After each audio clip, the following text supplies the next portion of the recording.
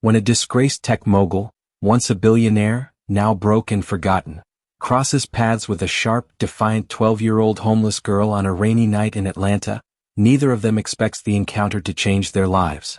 But what begins as an impulsive act of compassion soon ignites a fierce, unlikely partnership that defies every expectation. Together they battle public scorn, personal demons, and a system built to keep people like them on the outside. In a world that mocked their downfall, they build something no one saw coming, and prove that the most powerful legacies are forged not from privilege, but from survival, vision, and unstoppable will. If you liked the video and subscribe to the channel, let's move on to our story. Enjoy watching.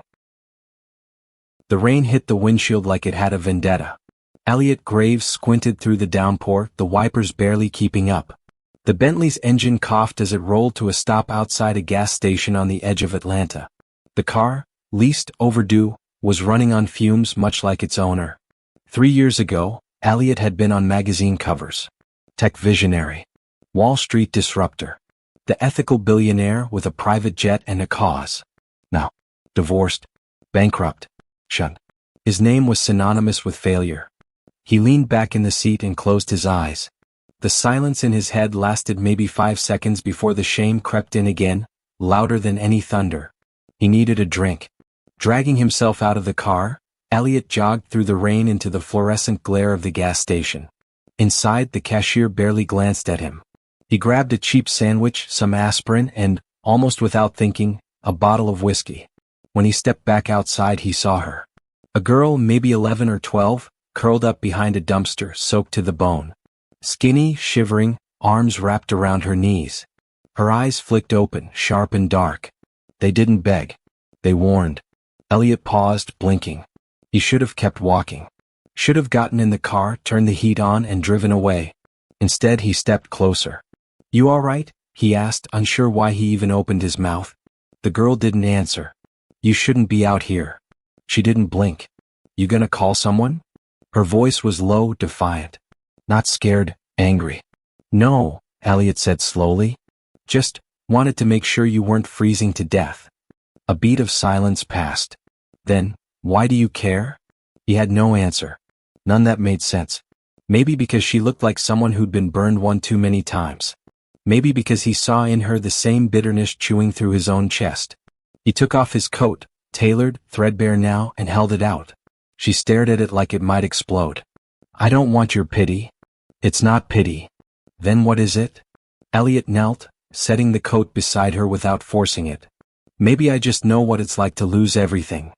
She snorted. "You ain't lost what I've lost." He studied her. "What's your name?" "None of your business." "Fair enough." He stood again, teeth chattering, and walked back toward the Bentley. He opened the door. Paused. Looked back. The girl was watching. "Hey," he called. She didn't answer, but her eyes didn't leave him. "You need a place to sleep tonight?" She narrowed her eyes. "You a creep?" "No," he said deadpan. "Just an idiot." Another pause. Then she stood, dragging the coat around her shoulders like a shield. She stepped closer, cautious but curious. "What's your name?" "Elliot." "That's supposed to mean something?" "It used to," he muttered. She had the car. "You drive that." "Technically." She crossed her arms. "You gonna murder me or something?" He exhaled a laugh. "If I wanted to murder someone, I'd start with my investors." That made her smile. Just a twitch barely there. "Okay," she said. "But if you try anything weird, I've got a knife." "Good," Elliot replied. "I'd be disappointed if you didn't." She slid into the passenger seat without another word. Back at his mansion, a decaying shell in Buckhead where the pool was green and the chandeliers gathered dust, Elliot watched her wander the foyer, dripping. She looked around with a mixture of awe and disgust. "This your house?" It was. She poked at a broken light switch. "Looks like a haunted museum." "You're not wrong." He handed her a towel. She took it reluctantly. "What's your name?" he asked again. She hesitated. "Zariah." "No last name?" "Not one that matters." He nodded. "You hungry?" She glanced at the sandwich in his hand. "Depends. Is that for me or you?" He handed it over. She grabbed it fast and ripped it open. As she ate, he sat across from her, still wet, still unsure of what he was doing. She chewed like someone who didn't trust the food wouldn't vanish. You live here alone? She asked. Yeah. No kids. No. No wife. Not anymore. Zariah looked at him sideways. You always pick up girls off the street? No, he said. First time. Why? He considered lying, then shrugged. I think I was just tired of being alone. She blinked, slowly. That's kinda sad. Yeah. She finished the sandwich in silence. Finally she said, I'm not staying long. Just until the rain stops. Fair enough. But even as he nodded, something shifted in Elliot's chest. Something small. Something terrifying. Because deep down he didn't want her to leave. The next morning, Zariah was still there. Elliot woke up on the couch, blanket tossed over him, lights still on, and heard the soft clang of utensils in the kitchen. For a second he thought it was a dream. Then he saw her, standing barefoot on the cold tile, digging through the pantry like she owned the place. Found cereal, she said without turning. It's stale. You're welcome, he croaked, sitting up and rubbing his eyes. Zariah glanced back. You got milk? Doubt it. Then why you keep cereal? Elliot grinned. I don't make good decisions anymore. She smirked and plopped onto a bar stool, pouring dry cereal into a chipped bowl and eating it like popcorn. He watched her. Same girl. Same oversized coat. But she was sitting straighter. Less wary. What's your plan? He asked. Didn't think that far. Well, I've got nothing going on. You want to stay a little longer? Zariah's chewing slowed. You serious? Yeah. You've got a mouth on you, but you're less depressing than the ghosts around here. She eyed him. This ain't forever. I don't do forever. Neither do I. The news broke 2 days later. Fallen billionaire caught harboring runaway. The photos were grainy, probably taken through the gates by a neighbor. Zariah walking up the mansion steps. Elliot standing beside her. The captions twisted everything. Troubled tech mogul spirals further, child endangerment? He didn't realize how bad it was until his former assistant called. Elliot, she said, voice flat. You need to be careful. The media's going nuts. I didn't kidnap her. That doesn't matter. You know how this looks. He leaned against the wall, jaw clenched. I'm not hiding anything. You don't have custody. You're a bankrupt white man taking in a homeless black kid. People will assume the worst. He hung up without answering. When he walked into the living room, Zariah was on the couch, holding his iPad. The headline glared from the screen. She didn't look angry. Just resigned. I can leave, she said. I've dealt with worse. Elliot sat beside her. You're not going anywhere. You sure? Her voice was hard. Because this doesn't end well for people like me. I don't care. You should. They sat in silence. Then Zariah said, You really that lonely? He laughed. You really that brave? She didn't answer, but she didn't get up either.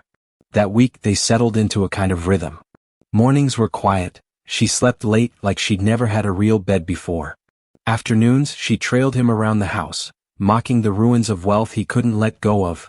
The indoor pool full of leaves, the crumbling piano room, the cracked marble bathtub. This place is stupid big, she said one evening, sprawled on the floor beside an empty fireplace. Used to have 20 staff, he said. Now it's just you. And you. She grinned. Temporary. Still she stayed. On Thursday, Elliot found her in his old office, rifling through boxes. You shouldn't be in here, he said. I was bored. The room smelled like dust and failure. Framed awards leaned against the wall, their gold letters dulled. A cracked whiteboard still listed a failed product roadmap. You really built all this? Zariah asked. Yeah. She held up a photo of Elliot 10 years younger, arms crossed in front of a server farm, full of ego and promise. You look like a dork. Thanks. Zariah turned to him.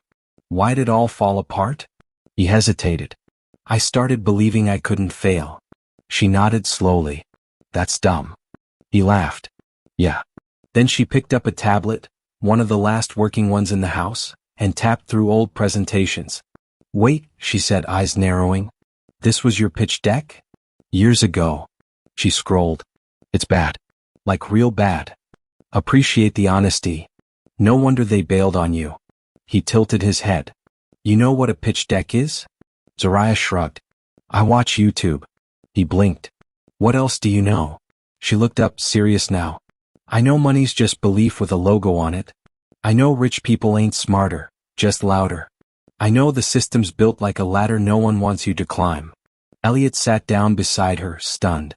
How old are you? 12, she said. But I've been 12 for a long time.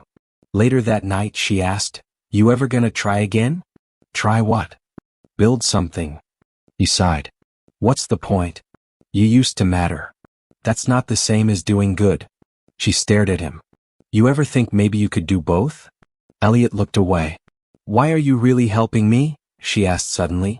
He paused. Because someone should have helped me when I needed it. That's not an answer. He exhaled. Because you're the only person in this house who's not afraid to tell me the truth. Zariah leaned back. Okay. So let's make a deal. What kind of deal? You teach me all the stuff you know. Business, tech, people, all of it. He raised an eyebrow. And what do I get? I keep reminding you who you really are. He considered it. Deal. By the time the power went out that night, storm winds howling and the mansion falling deeper into ruin, Zariah had already pulled out a flashlight and a stack of Elliot's old notebooks. Page 2, she said. Let's see what else you screwed up. He laughed, genuinely for the first time in years. Something had shifted. Not just in the house, but in him. For the first time since his world collapsed, he wasn't thinking about the past. He was thinking about what came next. Zariah had questions. Not the kind kids usually asked, what's for dinner, where's the remote? No, hers came sharp, fast, and relentless. What's equity? What's the difference between gross and net? Why do VCs want 10x returns? Elliot tried to keep up. They sat at the dusty dining room table each morning, pages of old startup plans spread out like a battlefield. Zariah would read, squint, tilt her head, then tear the logic apart like a surgeon. He'd never met anyone like her. Especially not someone her age. You sure you're 12? He asked one morning. Emotionally? 42. Physically? 12 and a half. She was already scribbling in the margins of a printout. Your Series B burned too fast. Too many hires. We scaled aggressively. You scaled stupidly. He blinked, then laughed. Remind me never to pitch you. Zariah smirked. You couldn't afford me. It wasn't all strategy sessions and banter. Some days she vanished into herself. Once he found her outside at midnight, sitting barefoot on the cracked pool deck, knees to her chest. He didn't say anything, just sat beside her. Sorry, she muttered. For what? Being weird. You're not weird. She traced a finger along the concrete. Sometimes I just can't sleep. I keep thinking someone's gonna take this away. Like it's not real.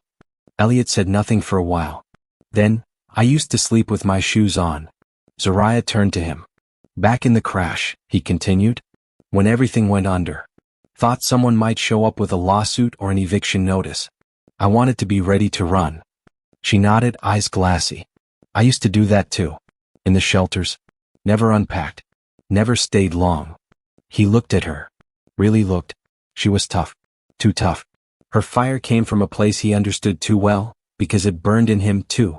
One afternoon, while cleaning out the attic, they found a box of prototypes, early gadgets from Elliot's first startup. Clunky wearables. VR mock-ups. A smart ring that never got past beta. Zariah picked up a cracked headset and grinned. What's this? 90s Iron Man? It was supposed to be an immersive design interface. She slid it on, one eye half closed. Feels like a toaster strapped to my face. He laughed. It was ahead of its time. No. It was ugly. Still, she kept it on, pretending to model. Then she froze, deep in thought. You ever think about doing something real? She asked. Elliot raised an eyebrow. Define real. Something that changes stuff. Not just makes money. He exhaled. I used to think they were the same. They're not, she said. But they can be. That night, she came into his office with a sketch pad and slammed it on the desk. Okay, she said. I've got an idea. Zariah's idea was wild. A wearable product line for underserved teens, designed for expression, safety, and connection. Fashion fused with function, GPS-enabled jackets. Voice-activated jewelry. Self-healing fabric patches that changed color with mood. It's tech, but it's culture, she said, pacing. Stuff we actually want. Made for us. By us. Elliot studied the sketches. They were crude, but the vision was there. You really think kids would buy this? She scoffed. You still don't get it? This isn't about sales. It's about identity. Most of us never get seen. It's a flashlight in a world built to ignore us. He looked up at her. You talk like a founder. I'm not a founder, she said. Yet. By the next week, the garage was their lab. They cleaned out junk, plugged in dusty printers, and spread their sketches across fold-out tables. Zariah spent hours online watching design tutorials, researching fabrics, building mood boards. Elliot helped where he could, sourcing parts, reviewing suppliers, making calls to old connections who still picked up the phone. One night she asked, "Why'd your company really fail?" He hesitated. "I started building for investors instead of people." Zariah nodded. "Let's not do that." Word got out fast. Someone leaked a blurry photo of them working in the garage, Zariah mid-laugh, Elliot holding fabric samples. The internet went feral. Delusional ex-tycoon launches garage brand with child co-founder. Is this a comeback or a PR stunt? Who is the mysterious girl working with Elliot Graves? Elliot winced. Zariah didn't. She sat him down and said, "Let them laugh. They only laugh when they're scared something might work." They called the brand HUI. It stood for her. Everyone. Zariah's idea. Because no one's coming to save us, she said. So we'll just build the future ourselves. They launched a prototype page with sketches, a mission statement, and a pre-order button. Nothing fancy. The first few days were quiet. Then the trolls came. Who let this kid play CEO? Woke garbage. Another scam from Graves. Zariah read every comment. Then turned off her phone. Still in? Elliot asked. She looked up. I've been through worse. He believed her. One night, Elliot found her asleep in the garage, arms curled around a hoodie sample. He covered her with a blanket and stood there for a long time, watching her breathe. This girl, this stubborn, brilliant survivor, was changing everything. She wasn't his daughter. Not by blood. But she was something even rarer. She was his second chance. The first pre-order was from a girl named Keisha in Newark. She ordered a mood-reactive hoodie and paid in full, $79.99, without a second thought. No promo code, no discount. Just a note in the comments. Finally, something for us. Zariah stared at the email confirmation like it was a hallucination. Holy crap, she whispered. Elliot leaned over her shoulder, reading the message twice. That's real. Zariah turned to him, eyes wide. She actually believes in it? Like, she believes in us. That's one, he said. Let's get 10. They got 7 that first week. Mostly teens, mostly girls. Names from Chicago, Detroit, the Bronx. Kids who never saw themselves in slick Apple ads or sterile tech conferences. Kids who found HUE and felt something shift. But then came the hard part. Actually building it. The hoodie sample was a Frankenstein of ideas. Color-shifting panels tied to temperature sensors, a hidden tracker stitched inside the hem, custom embroidery with initials and pronouns. They had the sketches, the specs, and no money. Can't we crowdfund? Zariah asked. We could, Elliot said. But people think I'm a fraud and you're a child. Cool, she muttered. So we've got credibility issues and we're broke. They emptied Elliot's last remaining personal account, $14,822, and split it by priority. Materials, contractor fees, licensing, shipping, insurance. Zariah calculated every cent like a field general mapping a siege. She found a local seamstress in East Point named Tisha who could sew the base layers. She said she'll do one sample for cheap, Zariah reported. After that, full price. What's cheap? 2 hoodies and some fried catfish. Her words. Elliot blinked. Done. They worked 12-hour days minimum. Zariah designed color palettes with scraps of vinyl and fabric swatches. Elliot wrangled suppliers over spotty Zoom calls. The mansion became an organized mess. Dining room for packaging, guest bedroom for storage, living room for photo shoots. Zariah posed in front of a blank wall, wearing the first working hoodie. It shimmered from deep indigo to burnt gold when she exhaled. She posted it with a caption. Not your prototype. Not your pity. Just power. The photo got 12,000 likes in 48 hours. The hate came faster. Why is a minor leading a tech startup? This is some white savior story gone wrong. Where are her parents? One commenter wrote, he's using her for sympathy and cash. Zariah read that one twice, then locked her phone and tossed it across the room. I'm not anyone's prop, she said, jaw tight. Elliot sat beside her, quiet. I know what this looks like, she added. But I built this. I built this. I know, he said. She stared at the floor. I need them to know too. She decided to record a video. Nothing scripted. No PR fluff. Just her, sitting in the garage in front of a pile of hoodie scraps. I'm Zariah, she said, looking straight into the camera. I'm 12. I've been homeless. I've been ignored. But I'm not invisible. She held up a prototype. This is not a brand. It's armor. And I made it.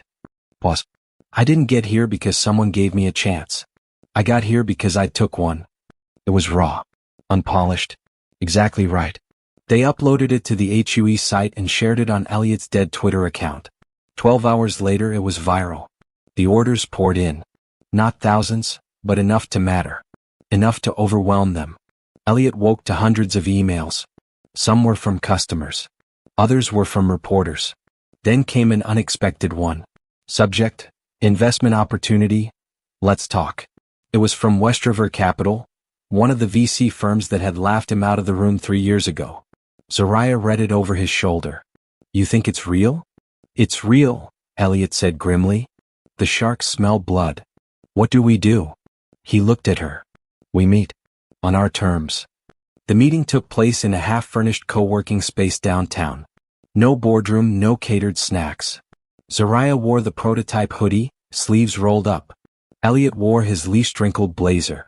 The investor was a woman named Quinn Elrich, black lipstick, bone-straight white hair, and eyes that saw through everything. You've got something, she said, tapping her tablet. It's scrappy but it's moving. You're getting attention from people who don't usually buy attention. Zariah raised an eyebrow. That's supposed to be a compliment? Quinn smirked. It's an observation. I've seen a dozen brands try to break into youth tech culture. You're the first that doesn't smell like marketing. Then why are you here? Elliot asked. Because I like long shots. She laid out the offer, $500,000 in seed funding. A 20% stake in the company. Board oversight. Scaled manufacturing through her network. Zariah listened, arms folded. Feels like you want control, she said. I want to protect the investment. And what protects us? Quinn smiled. That's up to you. Afterward they rode home in silence. Zariah finally said, she doesn't get it. No, Elliot agreed. She gets money. Not the mission. So we say no? Not yet. She frowned. I don't want to be anyone's pawn. You won't be, he said. But we need capital. And leverage. If we want to do this right, we'll need allies who speak their language. Zariah didn't answer. Her eyes were on the road. Then she said, okay. We build something they can't ignore. Then we choose who gets to come with us. Elliot nodded. Deal. That night, she stayed up late, scribbling in a notebook beside the dying fireplace. Elliot watched from the stairs. She wasn't just building a product. She was building a world. And if they played it right, that world would never belong to just the rich or the loud or the lucky. It would belong to the ones who survived. The ones who rebuilt themselves from ash. Like her. Like him. It began with a meme. A still from Zariah's video, her in the hoodie mid-sentence, eyes fierce, captioned. Lil CO thinks she invented fabric. It was posted on a viral gossip account with 5 million followers. Within hours, it had over 80,000 comments. Half of them were laughing. The rest were worse. Elliot scrolled through them in silence. Next up, 12-year-olds teaching crypto. This some weird adoption cosplay? This isn't Shark Tank. This is Child Protective Services. Zariah was at the table packing orders. You see this yet? He asked. She didn't look up. Saw it. Want to talk about it? Nope. He waited. She kept stuffing hoodies into mailers. Her hands were steady but her shoulders were tight. You okay? He asked. No, she said. But I'm used to it. The internet piled on. Podcasts called HU a feel-good hustle with no legs. Commentators debated whether Elliot had engineered her story to save his image. One YouTuber called her a manufactured founder, and made a video dissecting her hoodie like it was a crime scene. The hoodie wasn't the problem. The girl in it was. Too young. Too loud. Too sure. Zariah didn't stop. She added a founder's notes section to the website and started blogging. In one post she wrote, "When they laugh at you, it means they don't think you're a threat yet. Keep going." Orders dipped, then rose again. Not viral. Not explosive. But steady. Word of mouth from schools. Mutuals. Underground press. Kids who didn't need Forbes to tell them what mattered. The warehouse came next. Not a real warehouse, just a converted workshop in South Atlanta that smelled like sawdust and oil. Tisha, the seamstress, had expanded. She brought in 3 local high schoolers to help stitch. Zariah made badges for them. QLab team, built not bought. They wore them like armor. One afternoon after a supply drop, Tisha pulled Elliot aside. "That girl's serious," she said. "She is. I've seen a lot of people talk big," Tisha added. "But she works like she's got nothing to lose." "She doesn't." Tisha paused, then said, "Protect her, Graves. People like her don't get many chances." "I know." "You sure?" He looked at Zariah across the room, bent over a sample, lips pressed in concentration. "Yeah, I'm sure." 2 weeks later the offer doubled. West River Capital emailed again, now with a new term sheet. $1 million. 15% equity. And a caveat, they wanted Zariah's face front and center. Ads. Talks. Interviews. Media blitz. "They don't believe in HUE," she said, tossing the papers aside. "They believe in me." "That's not the worst thing," Elliot said. "We just have to control the message. I'm not a brand. You're more than that. But people don't buy products. They buy stories." Zariah folded her arms. "I don't want to be their mascot." "Then don't be," he said. "Be their mirror." She agreed to one interview. Just one. Profiles in Power, Zariah of HU. It was a web magazine, youth-run, legit but gritty. No glam, no filters. Zariah wore the hoodie and no makeup. She told the truth. "I've been homeless. I've been hungry. I've been invisible. So I made something that couldn't be ignored." When the article dropped, it exploded. It didn't trend. It erupted. Screenshots went viral. TikTokers made reaction videos. Kids stitched it into duets, sharing their own stories. Bullying, survival, silence. The hoodie became a symbol. HUE hit 5,000 orders in 3 days. Then came the backlash from the people closest to them. Elliot's ex-wife filed a petition. "Concern for the well-being of our son, given the unstable environment Graves has created." She called the business exploitative. Claimed Zariah was being used. Accused Elliot of mental instability and media manipulation. At the same time, Zariah's mother appeared. A woman with sharp cheekbones, tired eyes, and a practiced smile. She showed up at the warehouse. "I just want to see my daughter," she said. "She's still mine." Zariah froze. Elliot stepped between them. "She's not property." "She's 12, the woman said. "And she belongs with family." Zariah stepped forward then. "Family is who shows up." Her voice didn't shake. But Elliot saw her fingers trembling at her sides. The woman left with a threat. "Lawyers will be in touch." That night, Zariah stood in the garage with her arms crossed, back to Elliot. "I'm not going back," she said. "You won't." "They'll try." "I know." She turned to face him. "Promise me." "I do." She looked at him, searching. "You're not gonna sell me out, are you?" The question hit like a punch. "No," he said. "Never." She stared for a second longer. Then nodded. "Okay," she said softly. "Then we keep building." By the end of the month, they'd hit $500,000 in pre-orders. Not from ads. Not from investors. From believers. From kids who saw themselves in a girl who wouldn't flinch and a man who refused to quit. Every morning, Zariah wrote one word on the whiteboard in the garage. Proof. As in, we exist. We matter. We won't be erased. Let them laugh first. Because next they'll listen. And after that, they'll follow. The ceasefire didn't last. Success has a scent and the world had caught it.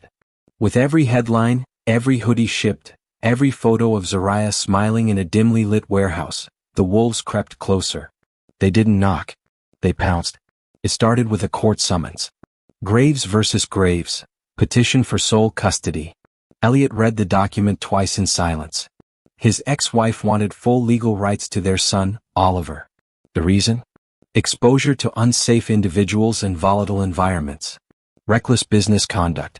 Potential exploitation of minors. She didn't say Zariah's name. But she didn't have to. He sat on the edge of the bed, the paper limp in his hand. Zariah stood in the doorway watching.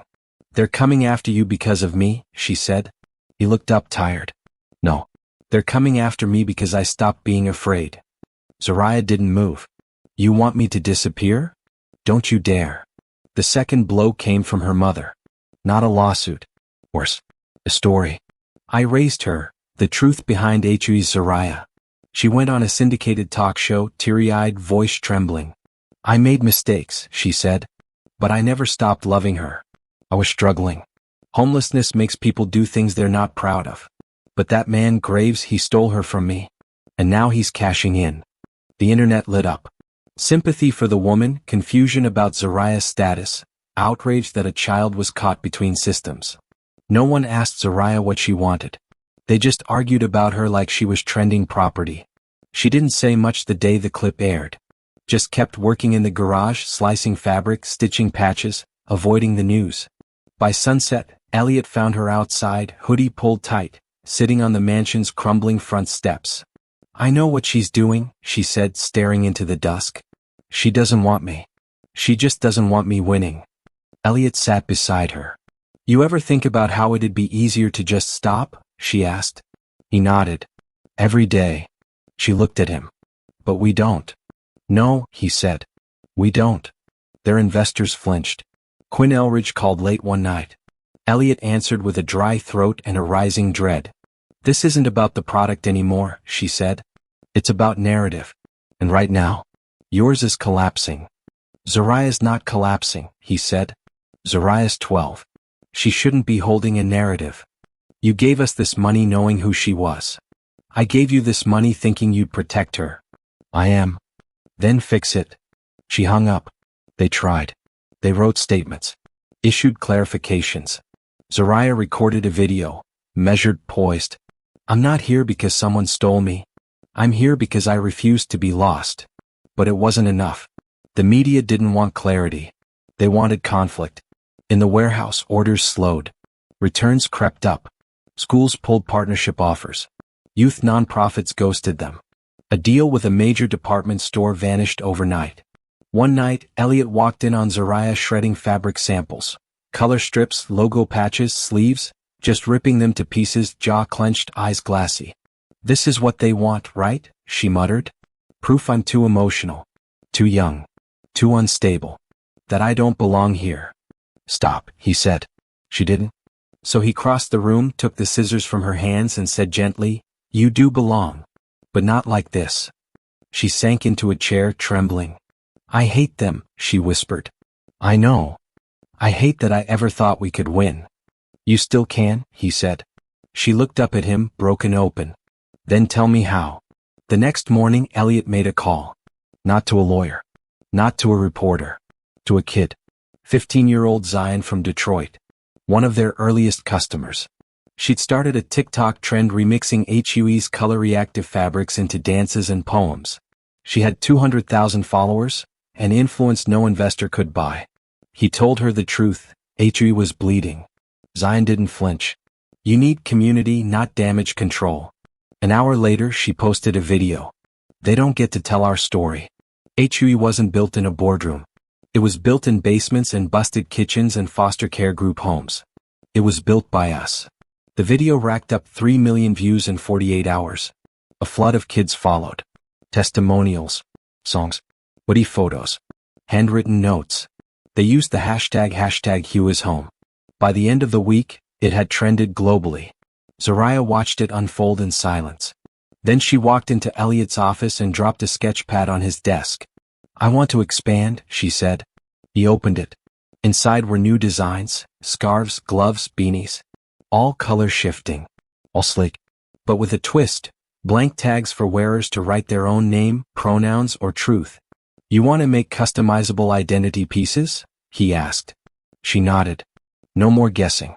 Let them claim themselves. He grinned. That's brilliant. She looked at him. Can we do it? He paused. It'll stretch us thin. But maybe thin is where the future begins. The relaunch hit on a cold Friday night. No fancy rollout. No influencer packages. Just a homepage with one sentence. You define you. Within hours they sold out. Not thousands. Tens of thousands. The factory backlog exploded. Quinn called again, this time begging to triple her investment. Zariah didn't answer. She was too busy. One night after the rush, Elliot found her asleep on the office couch, notebook still open on her chest, marker in her hand. She'd written a single phrase on the page. Let them try. He sat beside her, careful not to wake her, and looked at what they'd built. A girl who'd been told to disappear. A man everyone thought had nothing left. And something new rising between them. Not pity. Not profit. Power. The kind that doesn't need permission. The warehouse was too quiet. Zariah stood alone at the center of it, surrounded by racks of half-finished hoodies and abandoned orders. No music. No team. Just echoes. They had built a movement. Now it felt like it might break under its own weight. 2 weeks earlier, Elliot had flown to New York. A private equity firm called Halden and Finch had invited him to a closed-door meeting. Strategic acquisition opportunity, they'd said. A chance to scale HUE to the global stage. They didn't ask Zariah to come. She wasn't invited. When she found out, her silence was louder than a scream. You said this wasn't about selling out, she finally said. You said this was ours. It still is, Elliot insisted. But we're at a crossroads. We're being pushed out of our own story. If we don't move fast. Then what? She snapped. We lose control? We already are losing control. Maybe because you're making deals behind my back. He flinched. Zariah threw her hoodie on the floor. I thought you saw me, she said. But I was just your redemption arc. That's not true. Isn't it? She walked out that night. No yelling. No tears. Just the quiet closing of the door and then nothing. Elliot didn't follow. Couldn't. The headlines the next morning said everything he feared. Zariah Graves leaves HUE rift with former billionaire partner confirmed. Founder fallout, is HUE over? Investors panicked. Orders froze. Staff went silent. Zariah's name trended for 2 days. Then it was gone. And so was she. For the first time in months, Elliot was alone again. The house felt colder. The garage quieter. Even the whiteboard, still scrawled with Zariah's bold handwriting, seemed to mock him. He went to the warehouse but no one showed up. He called Tisha. She said gently, maybe it's time to let her lead. He didn't argue. He just sat in the middle of the empty space and remembered the first time she showed him her sketches. How fiercely she believed in them. In him. He'd forgotten. Forgotten that belief doesn't come with board votes. Forgotten who started the fire. Zariah didn't disappear. She just didn't come back. Instead, she went underground. Literally. A community center basement in Decatur. 3 volunteers. 1 sewing machine. A hand-painted sign that read, "We are still building." No lawyers. No deals. No press. Just her. A notebook. And a new vision. She called it HUE//raw. No products, yet. Just space. For stories. For art. For survival. She shared no plan. Only one message. They tried to scale me into silence. I scaled out of their system instead. Kids showed up. Dozens. Then hundreds. Artists. Coders. Designers. Survivors. The ones who didn't fit anywhere else. The ones who knew what it meant to be labeled too much, and too young, and too loud. The ones who needed her. Elliot watched it all happen from a distance. She didn't block him. But she didn't reach out either. Every post she made cut him. Truth wrapped in fire. They say mentorship. But they mean ownership. You can't invest in a soul and call it equity. He didn't respond. Didn't try to reclaim the spotlight. He let it burn. One night, he visited the old gas station where he'd first found her. He parked the car and sat in silence, watching the flickering neon and the rain on the glass. She'd been 12 then. Just a kid with nothing but a coat 2 sizes too big and a stare that could slice marble. Now she was leading a movement. Without him. She didn't need him anymore. That hurt. but it also meant he'd done something right. Then one day she came back. Not to talk. To work. She walked into the warehouse, looked around at the mess and said, "This place is a relic." Elliot stood stunned. "Zariah." "I'm not coming back," she said. "But I'm not letting it die." She handed him a list. Names. Teens. Community builders. Underrated designers. These people keep the lights on. You let them run it. You step back. He read the names. "What about you?" he asked. She smiled. "I've got something else." She was 15 now. Taller. Stronger. Calmer. Still sharp but tempered. She wore a new hoodie. Simpler. Black on black stitching. No logos. No color change gimmicks. Just the word enough across the back in matte thread. She didn't explain it. She didn't have to. Later that night they sat on the warehouse loading dock, legs dangling. "I was scared," Elliot said quietly. "Of losing you. Of losing this." "I was scared you already had," she replied. They sat in silence for a long time. Then he asked, "Do you hate me?" She looked at him. "No," she said. "But I needed to outgrow you." He nodded. "Good," he said. A week later, HUE announced a restructure. Elliot stepped down as CEO. Zariah declined the role. Instead, she named a team, under 25, majority female, all from the neighborhoods people never funded. She called them the ground core. She stayed outside the company. But the mission? Still hers. Always would be. That spring, HUE//Raw launched its first collection. Scarves that carried QR-coded poems. Bracelets made by teens in group homes. Shoes stitched with words from foster kids. Seen. Heard. Home. It didn't go viral. It didn't need to. It was real. And Zariah? She was no longer building a brand. She was building a legacy. The billboard sat 6 stories high in downtown Atlanta. Black and white. No slogans. No logos. Just a photo of a girl in a simple hoodie, facing away, the word enough stitched across her back. Underneath, HUE//Raw. Built. Not bought. No investors. No sponsors. No corporations pretending to care. It was the most talked about image of the year. Zariah was 16 now. She'd never gone back to school. She taught herself everything: design theory, nonprofit structure, intellectual property law. She slept in her studio, traveled with a single duffel, and refused every award she was offered. "I don't need their plaques," she said. "I need their policies to change." Her latest project wasn't a hoodie. It was a building. A 4-story community hub in South Atlanta. Part learning center, part shelter, part design lab. Funded not by venture capital, but microdonations. Kids from Philly to Oakland chipped in $5 each. Because they believed in her. Because she'd never let them be forgotten. Elliot didn't return to the spotlight. He stayed behind the curtain where he belonged. He handled infrastructure, taxes, licensing. He advised the new leadership team from the quiet of a small co-op office. He stopped doing interviews. Stopped needing applause. His redemption had never been about regaining power. It had been about giving it away. He saw her on the news sometimes. At city hall meetings. On youth roundtables. In front of crowds, sleeves rolled up, telling the truth like it was oxygen. One clip showed her talking to a group of teenage boys in Chicago, all in second-hand hoodies and scuffed sneakers. She said, "Don't wait to be chosen. They're not coming. We build or we disappear." They listened. They always did. One day she showed up at his door. Unannounced. Elliot opened it, stunned. "You're early. You didn't think I'd miss your birthday, did you?" He blinked. "You remembered?" "Barely," she said, walking past him. "You're lucky I'm not petty."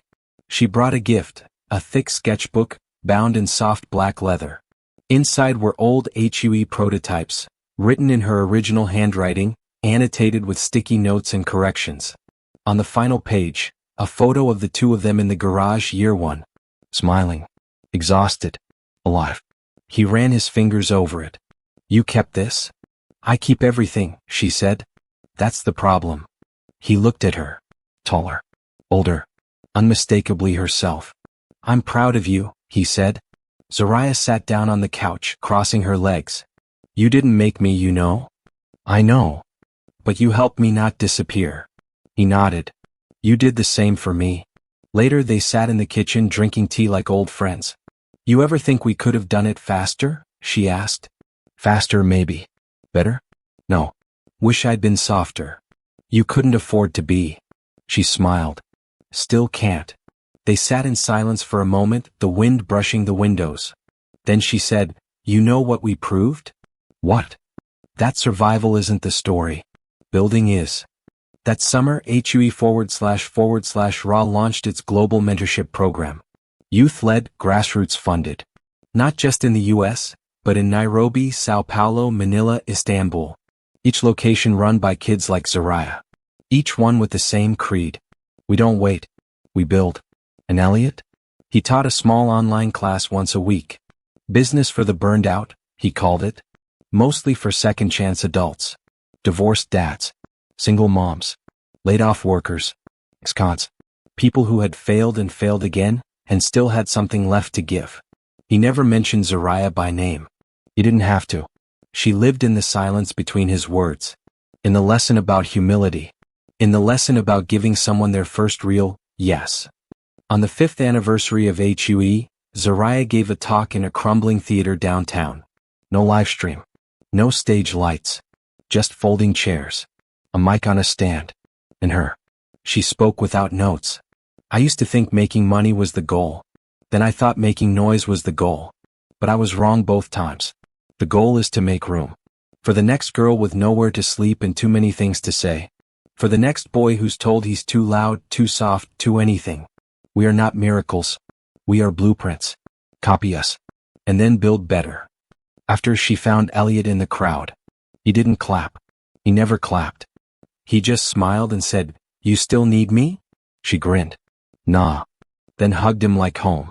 And when history books wrote about the HUE movement, about the girl who turned survival into revolution, and the man who bet everything on one last chance, they didn't call it a partnership. They called it what it really was. A rebuilding. Not of a company. Not of a brand. But of two people who the world thought were finished. And who proved that the story doesn't end when you fall. It begins when you decide to rise again. Together. Thank you for listening. Don't forget to subscribe to the channel and like the video.